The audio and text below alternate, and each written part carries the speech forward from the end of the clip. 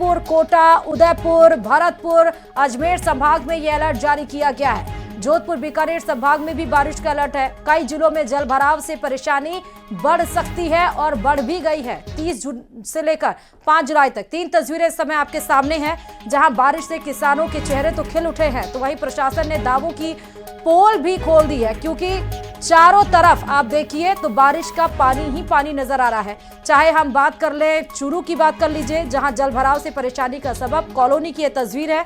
आप देखिए कैसे लोग, दुकानें बंद है, व्यवसाय ठप पड़ा हुआ है। और बावली की ये तस्वीरें आपको दिखा रहे हैं, सीकर की ये तस्वीरें देख सकते हैं आप, कैसे एक रस्सी के सहारे एक शख्स बचने की कोशिश कर रहा है। कार डूब गई है, दुकानें बंद हो गई हैं, घरों में पानी चला गया है। ये बदहाल व्यवस्थाएं हैं। बारिश के पानी के बाद जो सड़कों पर लबालब, घरों में लबालब ये पानी भर गई हैं। जल निकासी की कोई इंतजाम नहीं है। बद इंतजाम होने की वजह से परेशानियों का सबब बनकर यहां पर रह रहे लोगों के ऊपर वो टूट रहा है।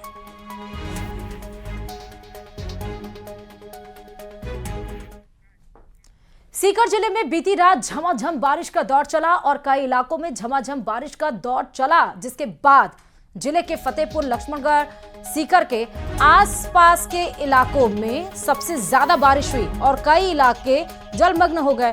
फतेहपुर शहर का बस स्टैंड पानी में डूब गया। आसपास के इलाकों में भी 3 से 4 फीट तक पानी भर गया। बारिश के साथ तेज हवाओं का दौर भी चला और इस वजह से कई जगह टीन शेड भी उखड़ गए। मौसम विभाग ने 3 दिन तक तेज बारिश का अलर्ट जारी किया है।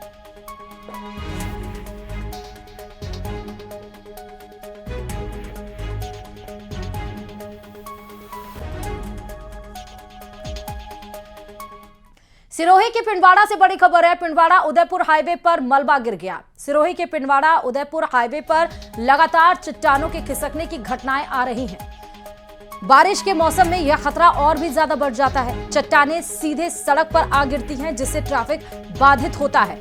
ये बड़ी खबर है। बारिश का मौसम, चट्टानों से लगातार मलबे गिर रहे हैं। हाईवे पर आकर ये मलबा गिर जाता है, ट्रैफिक बाधित हो जाता है, जाम जैसी स्थिति पैदा हो जाती है और एक बार फिर से पिंडवाड़ा उदयपुर हाईवे पर मलबा गिरा है।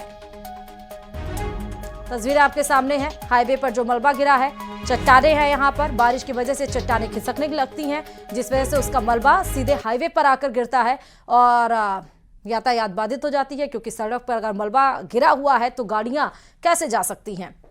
ये सीधे तस्वीरें हैं हाईवे पर जो मलबा गिरा है। उदयपुर पिंडवाड़ा की ये सीधे तस्वीरें आपको दिखा रहे हैं सिरोही से।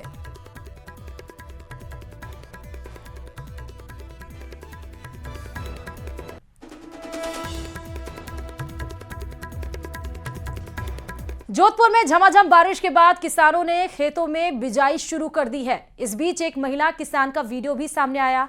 महिला किसान ट्रैक्टर चलाकर खेत में बिजाई करती नजर आ रही हैं। आप भी तस्वीरें देख सकते हैं।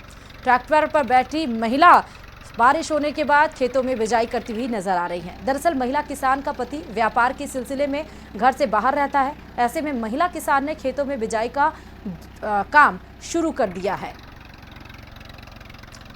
तो जो ट्रैक्टर चला रही हैं वो भी महिला हैं, जो पीछे बिजाई का काम कर रही हैं वो भी महिला हैं।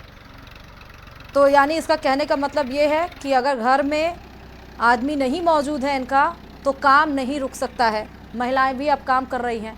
पानी जैसे ही बारिश जैसे हुई, वैसे खेत में बिजाई करने का काम महिलाएं करती हुई नजर आ रही हैं।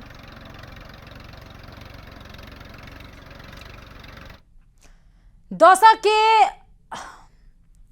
अगापे फेलोशिप चर्च में प्रेयर के नाम पर धर्म परिवर्तन कराया जा रहा था। इसकी खबर मिली तो हिंदू संगठन के लोग पहुंचे। चर्च के बाहर जमकर नारेबाजी की गई। पुलिस को धर्मांतरण के मामले को लेकर शिकायत दी गई और इसी पर आपको ये रिपोर्ट दिखाते हैं।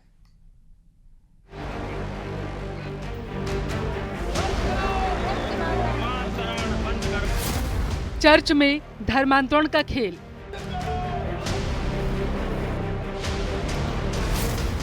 जमकर नारेबाजी और बवाल। हिंदू संगठनों ने कसी नकेल। भोले भाले लोगों को प्रलोभन देकर फंसाया जा रहा। चर्च में कई हथकंडे अपनाकर उनका धर्मांतरण कराया जा रहा। जैसे ही इस खबर की जानकारी मिली, चर्च के बाहर बड़ी संख्या में हिंदू संगठनों के लोग इकट्ठा हो गए और नारेबाजी करने लगे। प्रदेश में धर्मांतरण के मामले दिन ब दिन बढ़ते जा रहे हैं। अब नया मामला दौसा से सामने आया, जहां गणेशपुर रोड पर स्थित अगापे फेलोशिप चर्च में धर्मांतरण के खेल का जब हिंदू संगठनों को पता चला तो विरोध में चर्च पहुंच गए। दरअसल जानकारी मिली थी कि लंबे समय से अगापे फेलोशिप चर्च में हर रविवार को अवैध रूप से धर्म परिवर्तन कराया जाता है, जिसके बाद तो हिंदू संगठनों में बवाल मच गया। ये पीछे जो आप केंद्र देख रहे हैं, ये केंद्र है जहां जबरन धर्मांतरण करवाया जाता है, लोगों को प्रलोभन दिया जाता है, अंधविश्वास के नाम पे, झूठे इलाज के नाम पे ये इलाज या लोगों को बुलाते हैं और हिंदू देवी देवताओं के बारे में अनर्गल अपशब्द बोलकर, उनको छोटा बताकर जबरन लोगों को प्रलोभन देकर धर्म परिवर्तन कराया जा रहा है। पिछले कई दिनों से ये सुनने में आ रहा था कि यहाँ धर्म परिवर्तन का केंद्र चल रहा है। इसके विरोध में हम लोग यहाँ आए। हिंदू संगठनों का दावा है कि पिछले कई साल में तकरीबन 4 से 5 हजार लोगों का इस चर्च में धर्मांतरण हुआ। गरीब और निचले तबके के लोगों को प्रलोभन देकर अगापे फेलोशिप चर्च में बुलाया जाता और प्रेयर भी कराई जाती है, लेकिन उसके बाद धीरे धीरे लोगों का माइंड वॉश किया जाता था। फिर चर्च में ही एक गुप्त जगह पर ले जाकर पानी में हाथ लगवाया जाता था, चूड़ी उतरवाई जाती, सिंदूर, मंगलसूत्र भी हटवा दिया जाता। इसके बाद उन्हें बोला जाता कि आज से आप ईसाई बन चुके हैं। तुरंत धर्मांतरण करवा रहे हैं, उसमें पैसा देते हैं और अंधविश्वास फैलाते हैं कि हिंदू देवी देवताओं में कोई शक्ति नहीं है। जब हम यहाँ आए तो हमने देखा है कि यहाँ चूड़ियाँ टूटी पड़ी हैं, तुड़वाते हैं, सिंदूर हटवाते हैं, मंगलसूत्र तुड़वाते हैं और ये कहते हैं कि आपके देवी देवता किसी काम के नहीं है। ठीक है, और उनको प्रलोभन दिया जाता है, पैसा दिया जाता है, जिसकी मासिक किस्त भी होती है और उसके साथ साथ जो यहाँ आते हैं, जो लेकर आते हैं, इनके कमीशन उनको दिया जाता है। कमीशन के बेस पे वो लोगों को यहाँ बरगला कर लेकर आते हैं और उनका धर्मांतरण किया जाता है। हम सब लोग आए हैं, केवल प्रशासन से हमारी यही मांग है कि वो इस केंद्र को बंद करवाएं और जो धर्मांतरण ये अनलीगल तरीके से कर रहे हैं, जो प्रलोभन दे के कर रहे हैं, वो गलत है, उसको रुकवाना चाहिए। उधर जानकारी मिलते ही मौके पर पुलिस भी पहुंची, लोगों को शांत कराया गया। इस दौरान हिंदू संगठनों ने एक परिवार को भी पुलिस को सौंपा, जिसके आधार पर पुलिस अब इस धर्मांतरण के मामले में जांच करेगी। जो भी परिवार प्राप्त हुआ है उस परिवार की जांच की जाएगी। जांच के बाद जो भी विधि सम्मत कार्यवाही है वो आगे की जाएगी। वो मैंने कहा ना, ये जांच का विषय है, उसी सिलसिले में हमने की थी और जांच के बाद ही हम बता पाएंगे कि वो क्या है। इधर चर्च के पादरी थॉमस जॉर्ज ने धर्मांतरण की बात को नकार दिया। हालांकि चर्च के पादरी का दावा कितना सही है या पुलिस के जांच के बाद ही स्पष्ट हो पाएगा। मैंने बोला हम नियम से चलता है, हम ऑलरेडी ट्रस्ट है और असेंबलीज ऑफ गॉड चर्च का जो पास्टर है, मैं 22 साल से मैं सेवा करता हूँ। मैं किसी के पास नहीं जाता, लोग आता है, किसी का धर्म आप पूछ सकते हैं। यहाँ कितना भी लोग इधर बैठा हुआ है, किसी को पूछ लो, कम से कम 100-150 लोग हर संडे आता है। किसी को पूछ लो आपको धर्मांतरण किया है, कुछ उसका लालच किया है, कुछ दे दिया, हम पूछ सकते हैं, हम कुछ नहीं देते हैं। धर्मांतरण का ये खेल केवल दौसा में ही नहीं खेला जा रहा, प्रदेश के अनेक जिलों से भी ऐसी खबरें सामने आ चुकी हैं। ऐसे में धर्मांतरण को रोकने के लिए कड़े कानून के साथ साथ उस कानून की पालना भी बेहद जरूरी है। दौसा से आशीष शर्मा की रिपोर्ट। नागौर के ताउसर रोड स्थित हाउसिंग बोर्ड की बेशकीमती 27 बीघा जमीन पर करीब 1 साल के बाद एक बार फिर कब्जा करने की कोशिश का मामला सामने आया। इस दौरान जमीन खोदने और तारबंदी का काम शुरू कर दिया गया, लेकिन घटनाक्रम की जानकारी मिलते ही नागौर एसडीएम गोविंद सिंह भिंचर हरकत में आए और राजस्व विभाग की टीम के साथ नगर परिषद और पुलिस को मौके पर भेजा। अवैध रूप से काम कर रही 2 जेसीबी मशीनों को जब्त कर 3 जनों को शांति भंग में गिरफ्तार किया गया।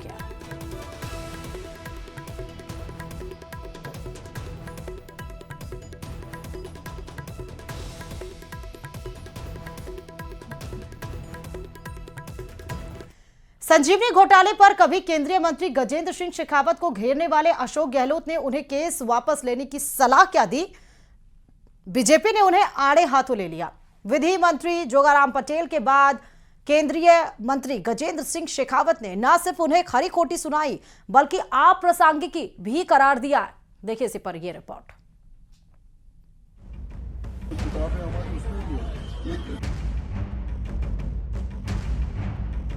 तो मैंने मानहानि का मुकदमा दर्ज कराया था। मैं पहले भी कहता था कि मैं जबरदस्ती आप अपने राजनीतिक लाभ के लिए मेरे और मेरे परिवार को झूठा बदनाम करने की कोशिश कर रहे हैं। गहलोत साहब ने किया और उसको लेकर के जब मेरी माँ, दिवंगत माँ के लिए उन्होंने इस तरह के शब्द कहे, तब मैंने मानहानि का मुकदमा दर्ज किया था। अभी 15 पेशी में गए हैं, तब शायद कुछ उनको डर लग रहा होगा। इस बार शायद पार्टी ने उनको किसी भी भूमिका में लेने से अस्वीकार कर दिया है, इसलिए अपने आप को प्रासंगिक बनाए रखने के लिए वो इस तरह की अनर्गल टिप्पणियां करते हैं। बोलने से पहले थोड़ा तो सोचा करो जनाब, मुझे खामोश रहकर भी जवाब देना आता है। केंद्रीय मंत्री गजेंद्र सिंह शेखावत का ये जवाब सूबे के पूर्व मुखिया अशोक गहलोत को है।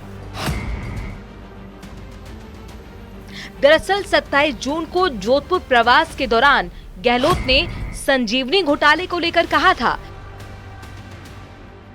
कि केंद्रीय मंत्री गजेंद्र सिंह शेखावत को मानहानि का केस वापस लेना चाहिए। मैंने कहा जो डॉक्यूमेंट है उसके अंदर इनके पिताजी का, माताजी का, परिवार का नाम है, ये तो मैंने कहा था। उसको लेके बहाना करके इन्होंने केस दायर कर दिया दिल्ली के अंदर। पेशी वो भी आते, पेशी मैं भी जाता हूँ, तो 15 पेशी हो चुकी होगी मेरे ख्याल से। ये चाहिए उनको केस विड्रॉ करे। गहलोत ने कहा था कि शेखावत को गरीबों को न्याय दिलाने में मदद करनी चाहिए, तभी वो निर्दोष माने जाएंगे।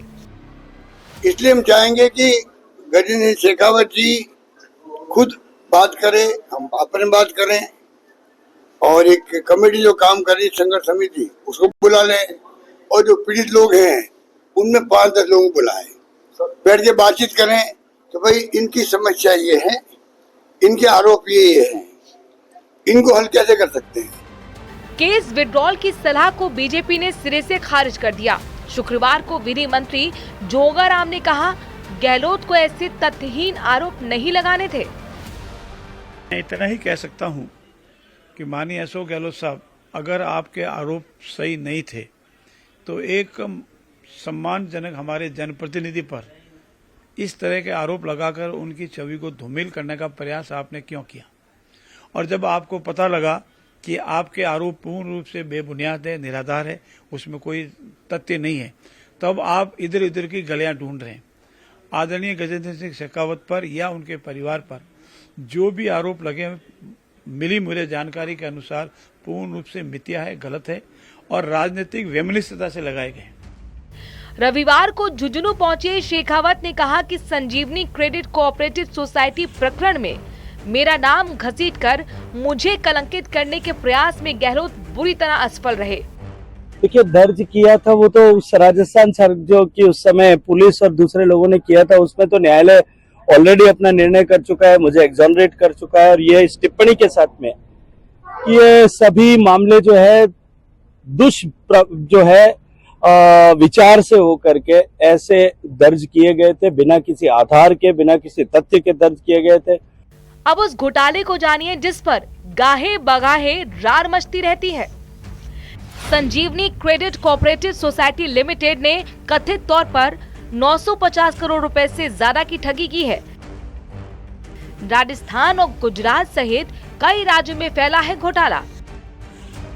साल 2008 में बाड़मेर से हुई थी शुरुआत। इसकी 237 शाखाएं खोली गई थी। सोसाइटी ने निवेशकों को आकर्षित करने के लिए हाई रिटर्न, विदेश यात्रा और दूसरे गिफ्ट का लालच दिया। निवेश करते ही उन्हें एजेंट बनाकर उनके अंडर में निवेश करने वालों का कमीशन दिया जाता है। इस तरह संजीवनी क्रेडिट कोऑपरेटिव सोसाइटी की चेन बनती गई। लालच के चलते करीब 1.5 लाख से ज्यादा लोगों ने 950 करोड़ रुपए का निवेश कर दिया। सोसाइटी की अकाउंट्स बुक में 1100 करोड़ के ऋण दिखाए गए। इसमें अधिकतर बोगस ग्राहक हैं। विक्रम सिंह इस घोटाले का मास्टरमाइंड है, जिसे एसओजी ने गिरफ्तार किया है। अब ये जानिए कि केंद्रीय मंत्री शेखावत पर क्यों उठी उंगलियां। घोटाले के मास्टरमाइंड विक्रम सिंह से शेखावत की नजदीकियों और कुछ कंपनियों में शेयर होल्डिंग को लेकर शेखावत पर सवाल उठे। राजस्थान हाईकोर्ट ने एसओजी की रिपोर्ट के आधार पर शेखावत को क्लीन चिट दे दी। बहरहाल एसओजी ने इस मामले में कई गिरफ्तारियां की हैं और जांच जारी है। जानबूझकर नाम जोड़े जाने से आहत होकर शेखावत ने दायर किया था मानहानि का केस। तब गहलोत ने मानहानि केस का स्वागत किया था। दूसरी ओर मानहानि केस को लेकर तत्कालीन सीएम गहलोत ने कहा था कि मानहानि केस का स्वागत है, इससे घोटाला चर्चा में आएगा। लेकिन अब जब तस्वीर बदल रही है तो सूबे के पूर्व मुख्यमंत्री के स्वर भी बदलते नजर आ रहे हैं। Bureau report, news 18 Rajasthan.